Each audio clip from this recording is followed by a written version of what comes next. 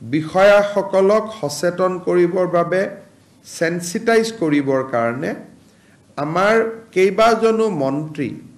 অহা কালিৰ পৰা বিভিন্ন জিলাত 3 দিনৰ কাৰণে বাহৰ কৰিব ডিব্ৰুগড় আৰু তিনিচুকীয়া জিলাত মন্ত্ৰী ৰঞ্জিত দাস অহা 3 দিনৰ কাৰণে তেওঁ বাহৰ পাতিব চৰাইদেউ জিলাত মন্ত্ৰী যোগেন মোহনে 3 দিন বাহৰ পাতিব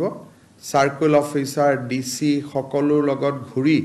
যাতে ড্যামেজ ৰিপৰ্টিংটো খুব সোনকালে আহে পোৰ্টেলত আপলোড হয়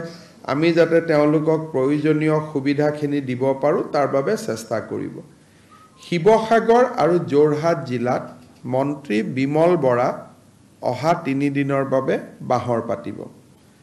ধেমাজি আৰু লখিমপুৰ জিলাত ডক্টৰ ৰণোজ পেগুৱে বাহৰ পাতিব বিশ্বনাথ শোণিতপুৰ আৰু দৰং জিলাত অহা 3 দিনৰ বাবে মন্ত্ৰী পীযুষ হাজৰিকা বাহৰ পাতিব গোলাঘাট জিলাত অজন্তা নেওগ তেওঁ 3 দিনৰ বাবে বাহৰ পাতিব নগাঁও আৰু মৰিগাঁও জিলাত মন্ত্ৰী অতুল বৰাই বাহৰ পাতিব মাজুলীত অহা 3 দিনৰ বাবে মন্ত্ৰী জয়ন্ত মল্ল বৰুৱাই বাহৰ পাতিব আৰু ওদালগুৰিত নন্দিতা গাৰ্লুছা বাহৰ পাতিব বৰাক উপত্যকাত বানপানীৰ ক্ষতিৰ বুজ লবলৈ আমাৰ মন্ত্ৰী সভাৰ দল এটা